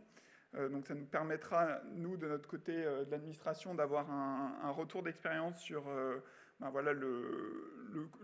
coût carbone en fait, des projets et pouvoir après plus facilement argumenter sur cet aspect très décarboné en fait, qu'on met en avant en permanence, nous, de notre côté de l'hydroélectricité, donc pouvoir avoir des données vraiment quantitatives et vous supporter dans cette démarche. Donc voilà, donc ça c'est le deuxième point. Et troisième point, c'est que cette fois-ci, on va demander à ce que l'autorisation soit préalablement établie à la candidature. Donc ça vient principalement l'idée d'harmoniser en fait les procédures d'appel d'offres avec les autres filières d'énergie renouvelable. Et puis surtout d'augmenter l'assurance que les projets qui ont été lauréats soient développés.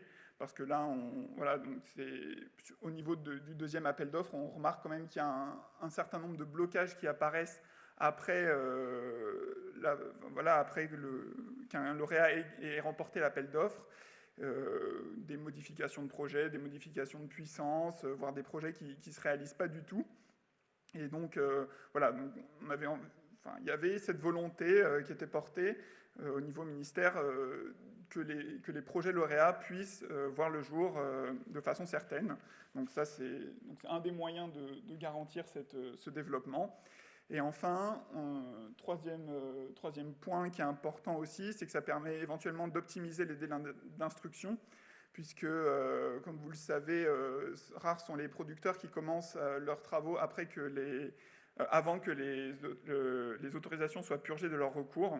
Donc là, au moins, pendant cette période de purge, vous pouvez déjà candidater à l'appel d'offres, et donc ça permet une meilleure optimisation des délais d'instruction. Donc ça, c'était concernant les appels d'offres. Donc on travaille actuellement sur la modification de l'arrêté tarifaire H16. Donc ça vient principalement de 2 points. Le premier point, c'est que donc en début de l'année 2022, donc l'année dernière, la Commission européenne a publié des lignes directrices concernant les aides d'État au climat, à la protection de l'environnement et à l'énergie, et donc qui fixent en fait le cadre légal dans lequel les États membres peuvent octroyer des aides d'État.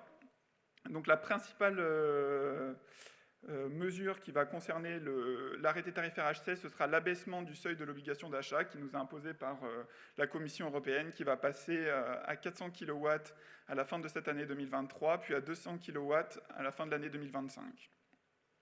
Donc il y a déjà, de notre côté, un travail pour démontrer la conformité du H16 aux lignes directrices de l'Union européenne. Donc ça, c'est un travail que l'on mène en interne et qui, a priori, ne devrait pas poser de difficultés. Le deuxième point qu'on a voulu porter pour la modification de cet arrêté, de l'arrêté H16, c'est l'adaptation actuelle au contexte de la crise énergétique. Donc, à nouveau, le problème du M0 s'est posé. Donc, on a décidé pour la suite d'adopter un M0 mensuel pour pouvoir calquer beaucoup plus les revenus en complément de rémunération à la production réelle des centrales hydroélectriques. Et comme à nouveau pour les appels d'offres, on a proposé une modernisation des index K et L, des tarifs de référence sur des recommandations de la Commission de régulation de l'énergie. Et enfin, dernier point concernant le H16, on va laisser la possibilité pour les contrats en cours de demander une renégociation pour l'avenir et de pouvoir bénéficier ainsi du M0 mensuel et du nouvel index L des tarifs de référence et pouvoir ainsi être au plus proche des vrais tarifs que le H16 s'engage à fournir aux producteurs tous les mois. Voilà. Troisième point, c'est un projet d'arrêté rénovation. Donc c'est un projet d'arrêté qui est en projet depuis un certain nombre d'années déjà, mais qui manquait d'un cadre légal. Donc c'est aussi un arrêté qui est inscrit à la PPE. Donc c'est vraiment pour nous une volonté forte d'accompagner les porteurs de projets dans leurs besoins de rénovation. Donc, depuis l'année dernière, on a enfin entrouvert un cadre légal qui est défini à nouveau par les lignes directrices que j'ai mentionnées tout à l'heure, qui autorise donc la possibilité d'un guichet pour les installations d'une puissance jusqu'à 6 MW possédées à 100% par une PME. Parce qu'en fait, jusque-là, cette possibilité n'était pas octroyée par la Commission européenne, et donc on était obligé de recourir à des appels d'offres, ce qui est un peu contradictoire avec la volonté de rénover, parce que quand on fait de la rénovation, on a envie de laisser personne de côté, et c'est vraiment, on avait la volonté que toutes les centrales puissent demander à avoir une rénovation. Donc, avec ce nouveau cadre, on va pouvoir proposer un arrêté rénovation qui va être complémentaire à l'arrêté H16, qu'on envisage d'ouvrir pour les installations de 1 à 4,5 MW qui sont possédées à 100% par des PME. Donc ça devrait être à nouveau sur le format d'un complément de rémunération, sur le modèle de ce qui se fait pour le H16, avec des tarifs, peut-être actualisés. Et donc là-dessus, on est, depuis le début de ce projet d'arrêté de rénovation, en discussion avec les différents acteurs, dont la filière, mais aussi EDF Obligation d'achat et la Commission de régulation de l'énergie. Et donc, éventuellement,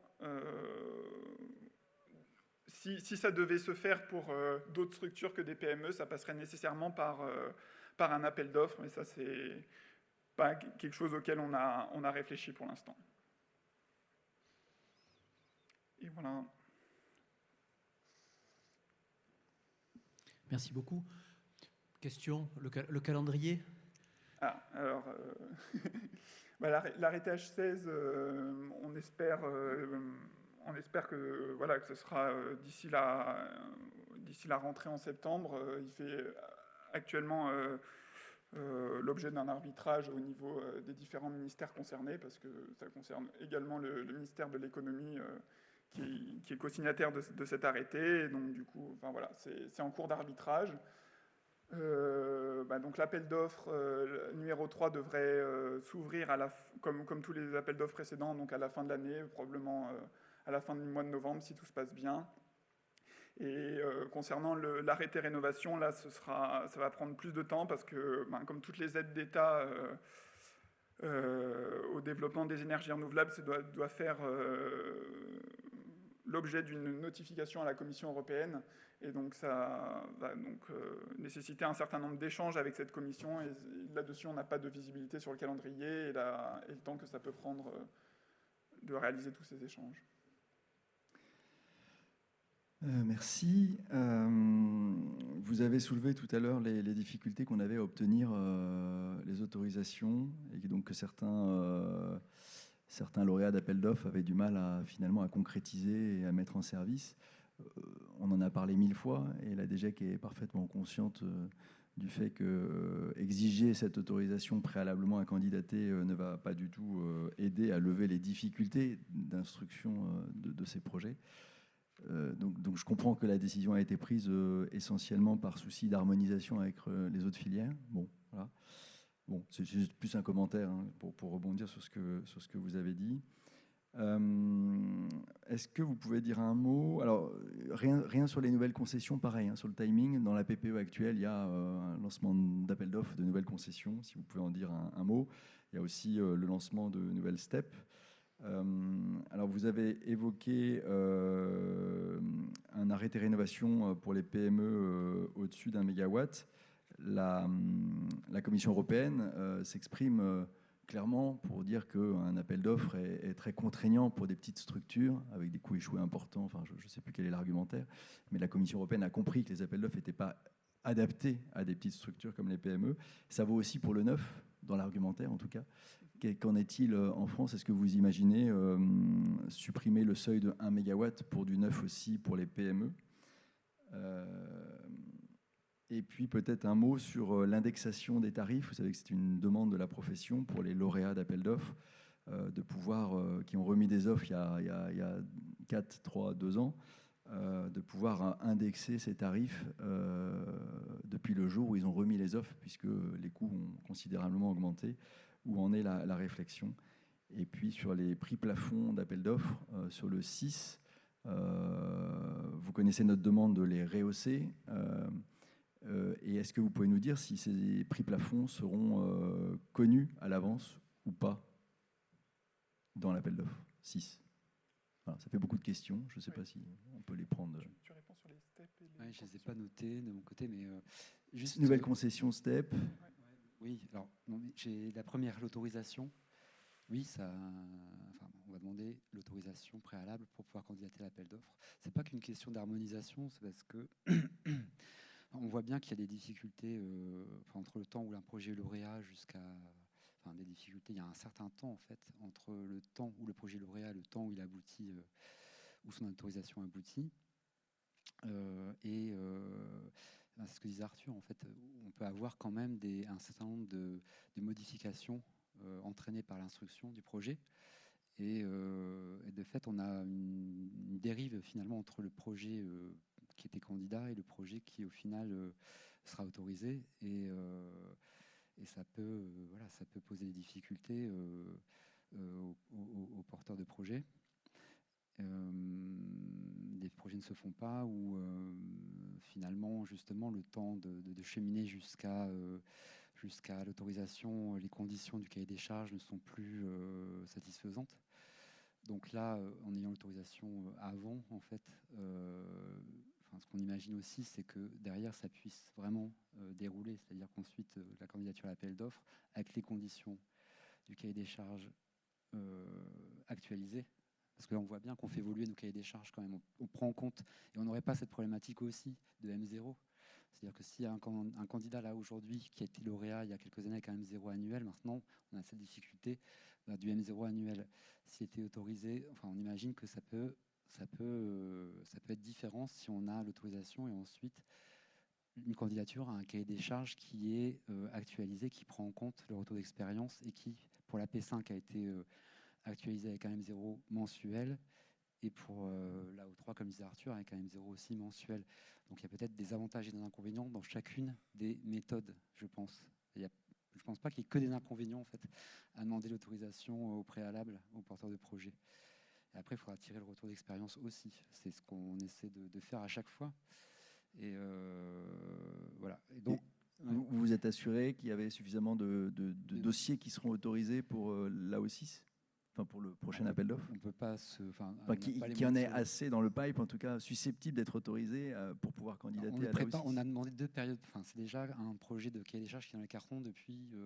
il a été notifié à la commission européenne il y a déjà, de mémoire, c'était en 2020-21 2020. Donc on en parle avec vous depuis 2020. Vous savez, on sait qu'il y a l'autorisation qui va être demandée.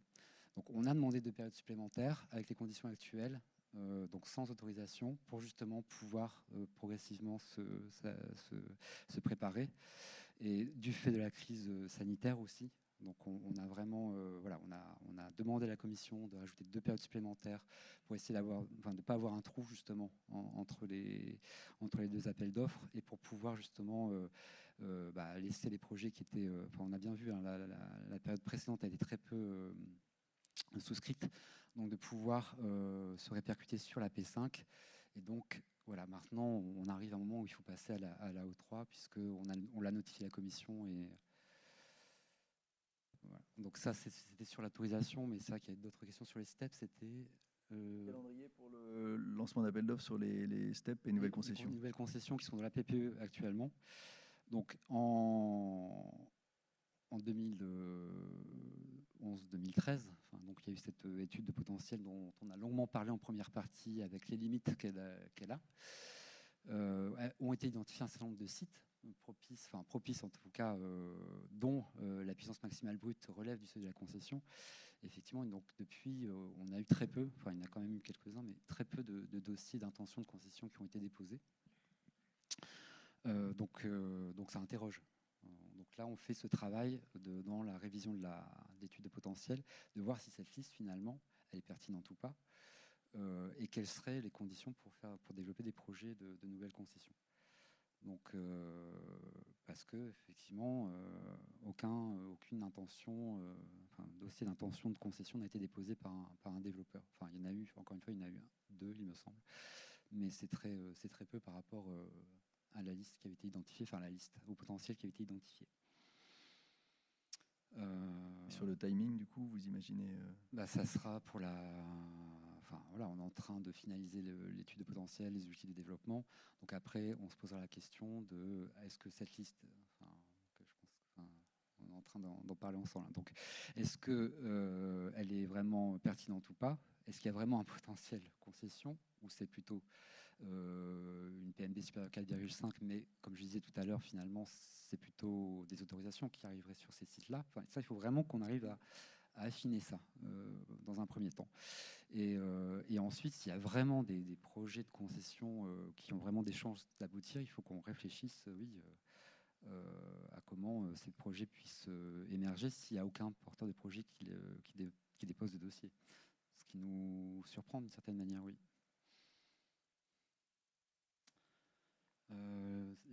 Les steps. Donc les steps, on a aussi traité c'est vrai qu'on a très peu parlé.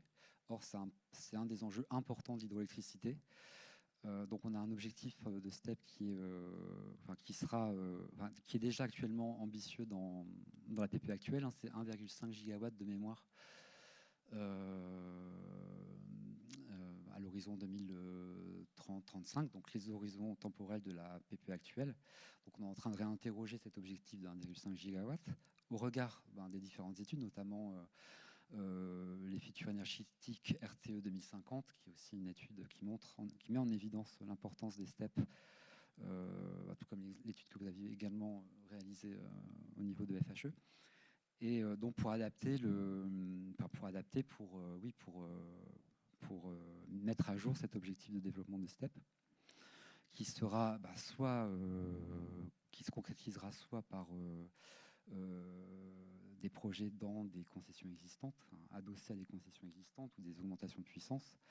Et ensuite, en termes de sites vierges, on va lancer un appel d'offres sur les sites des Lacs Blancs et Lacs Noirs dans l'Est. Donc ça, c'est un projet qu'on a en cours. Donc sur un site qui a déjà fait l'objet d'une exploitation sous forme de steppe il y a déjà quelques années. Donc on souhaite relancer un projet sur ce site-là. Après, en fonction des sites identifiés, ça sera aussi à étudier. Enfin oui, sur les steppes, on a lancé une grande consultation en début d'année, qui était sur notre site internet du ministère, justement pour interroger de manière très large sur quelles étaient les conditions de développement des steppes, notamment le soutien qu'on pourrait apporter à ce type de projet. Donc je pense aussi que c'était à ça que vous faisiez référence.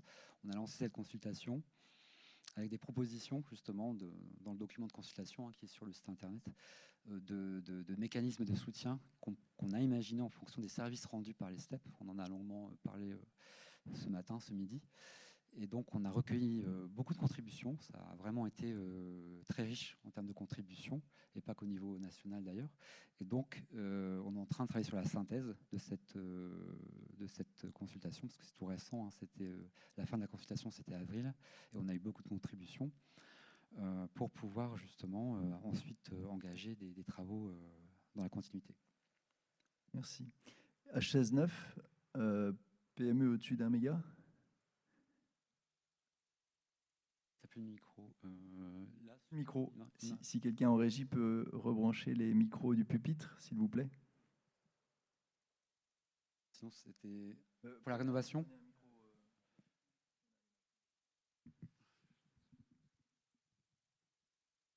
Du coup, la question portait sur le H16-9, c'est-à-dire donc ce serait pour faire des... de pouvoir bénéficier d'un H16 pour les PME au-dessus d'1 mégawatt. Pour l'instant, c'est pas quelque chose qu'on a envisagé parce que pour l'instant, on se concentre sur les appels d'offres qu'on a déjà. Ce qu'on peut quand même vous dire, c'est que donc, pour l'instant, le H16 est notifié à la Commission européenne jusqu'à 2026. Donc, il devra de toute façon faire l'objet d'une refonte complète voilà, dans les 2 prochaines années. Et donc, ça pourrait être envisagé à ce moment-là, mais ce n'est pas du tout quelque chose auquel on a réfléchi pour le moment.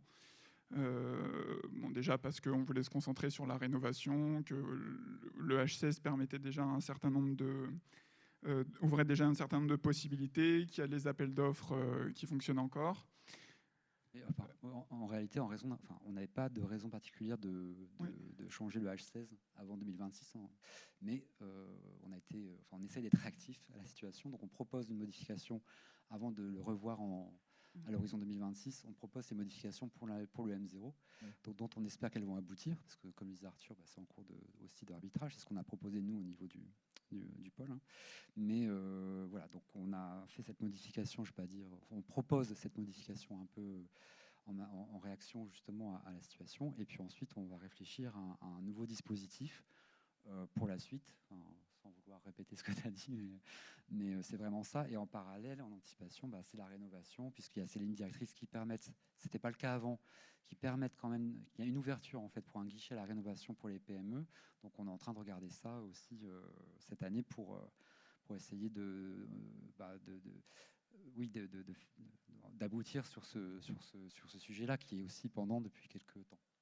J'insiste juste sur le timing, parce qu'il y a beaucoup de porteurs de projets en H16 complément de rémunération entre 500 et 1 méga qui attendent le passage au M0 mensuel.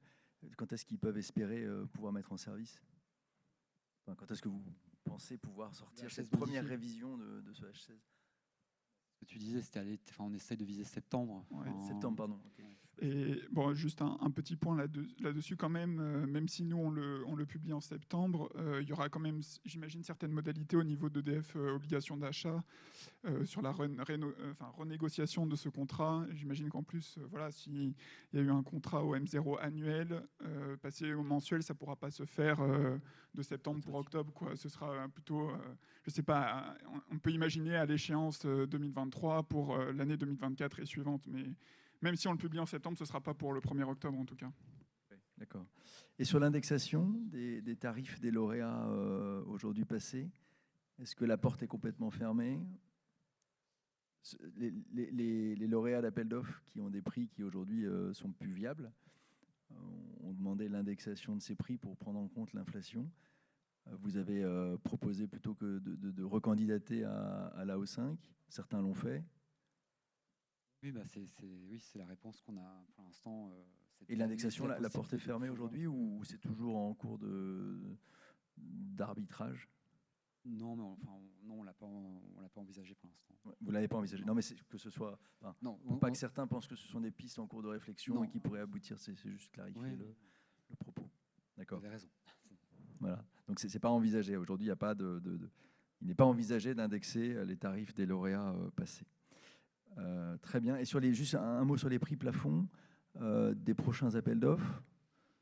Là, ce sera à nouveau, comme je l'ai dit, par souci d'harmonisation avec les autres filières, ils seront masqués à partir de la première période de la O3. Merci beaucoup. Des questions dans la salle? On en prend 4-5, il est déjà 40. Je me dépêche, Fontenelle. Je pense que je n'ai pas bien compris une des diapos où j'ai vu des limites de puissance à 400 kW, puis à 200 kW, donc 2023-2025. De quoi s'agit-il? C'est entre l'obligation d'achat et le complément de rémunération. Oui, obligation d'achat seulement. Alors ça veut dire qu'aujourd'hui, une installation de 500 kW, fin 2023, il y en aura une partie. Non. Vous pouvez me clarifier, s'il vous plaît? Je ne comprends pas la phrase, désolé. En fait, c'est que pour les nouvelles installations souhaitant souscrire au tarif H16, actuellement, elles peuvent. Enfin voilà, c'est ouvert à toutes les installations entre 0 et 500 kW, et ce sera plus le cas à partir de la fin de l'année prochaine où ça passera à 400 kW. Mais ça n'aura pas d'impact sur les contrats en cours. Ce sera que pour les futures installations qui voudront souscrire au contrat H16.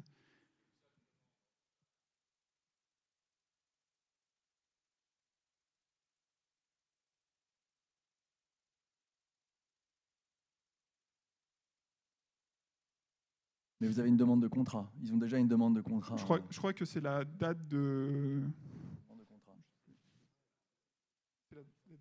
Et on le vérifiera, mais normalement, c'est la demande. C'est la DCC. C'est la date de demande de contrat, normalement. Qui normalement vous permet de bénéficier du tarif tel que vous le connaissez aujourd'hui. Il y a des dispositions transitoires qui sont prévues pour ce genre de cas où la demande a déjà été faite, mais où l'installation n'est pas encore construite.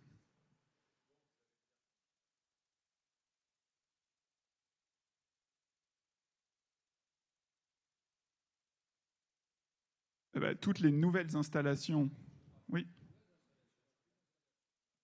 Oui. Non, c'est pas du H16, c'est de l'obligation d'achat. Elle pourra toujours demander à avoir un complément de rémunération. Oui, Antoine Hollard, Énergie Connexion. Une idée et une question. L'idée, c'est sur les micro-steps, c'est de mettre un TURP à un prix plus bas pour les consommations du pompage, comme c'est fait pour l'autoconsommation collective. Et les questions, c'est sur les H16 compléments de rémunération. La dégradation du tarif du fait du facteur de forme pour les centrales de fonte liées au M0 annuel fait qu'on tombe de 120 et quelques à entre 50 et 80 euros le mégawattheure, grosso modo, sur 2022. Et du coup, ça dégrade fortement le résultat. Certains acteurs ont choisi de rester sur ces contrats malgré tout. Donc, est-ce que le M0 mensuel sera rétroactif à 2022? Et deuxième question, pour un producteur, en l'occurrence, qui a choisi, lui, de résilier, il se retrouve en fait à avoir la double peine, c'est-à-dire que non seulement son tarif équivalent est dégradé, et en plus, il doit rembourser tout ce qui a été payé au-dessus du tarif, le fameux déplafonnement des avoirs. Voilà, des courriers qui ont été envoyés début mai, avez-vous est-ce que ça a été remonté par EDF OA et je suis disponible pour en discuter au cas par cas.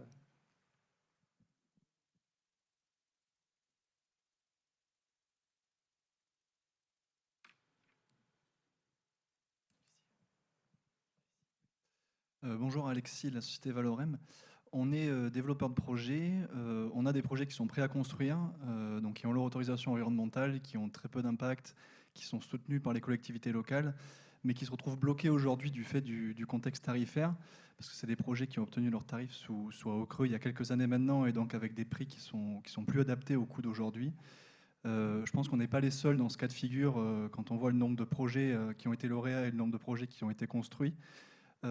Concrètement, là, on parle de ne pas indexer les tarifs rétroactivement, on parle de masquer les futurs plafonds des AO. Nous, on a vraiment besoin de votre soutien là-dessus pour sortir ces projets qui sont bloqués. Est-ce que vous êtes conscient de ça, du blocage de ces projets qui sont pourtant très importants pour la tenue des objectifs que l'on a pour le déploiement de l'hydroélectricité prochainement? Et si oui, si vous êtes conscient de ces blocages, qu'est-ce que vous comptez faire pour nous aider à sortir ces projets? On vient de m'informer que vous aviez un train à 5h10, donc peut-être qu'on va prendre les questions et qu'on vous transmettra les réponses plus tard. Vous avez réservé un taxi? Est-ce qu'il y avait une autre question?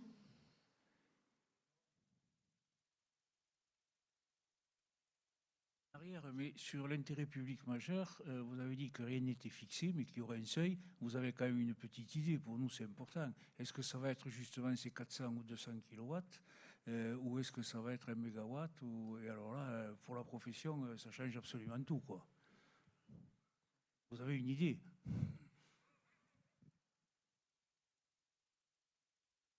Non, on peut pas, on préfère pas s'avancer là-dessus parce que c'est tellement de débats aussi en interne sur ce sujet-là. Donc on n'a pas vraiment pour l'instant de pistes ou d'idées à vous donner.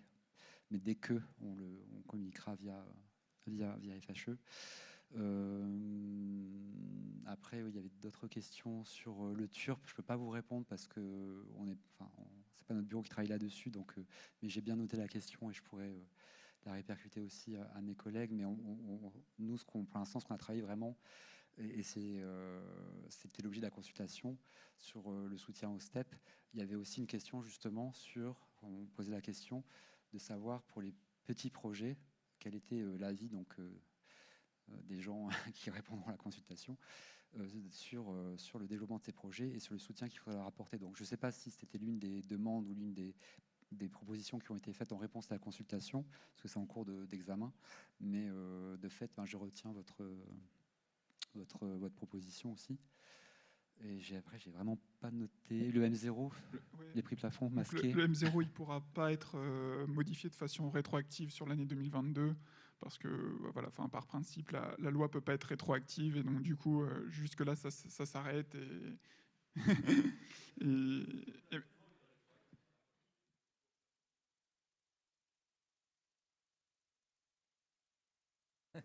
Quand on est mauvais élève, c'est pas le même objet légal. Donc,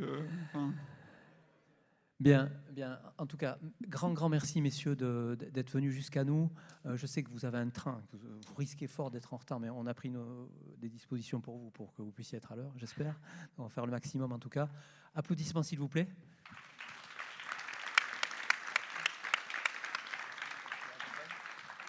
Merci pour les questions et merci aussi de votre écoute cet après-midi. Donc on a noté, on a enregistré les questions, on essaiera évidemment de vous apporter toutes les réponses. Voilà, juste avant que vous partiez, écoutez, en tout cas je vous remercie tous de votre participation pour ces 2 jours. J'espère que vous avez pris du plaisir, que vous avez peut-être appris des choses, un peu bousculé dans vos certitudes et puis peut-être aussi conforté. En tout cas, France Hydro continue d'être à vos côtés pour avancer sur le développement de projets. Renouvellement d'autorisation, l'existant, les débits réservés, tous nos sujets qui ne font pas forcément plaisir, mais qu'il faut traiter aussi pour faire avancer la profession. Merci à tous et puis à bientôt.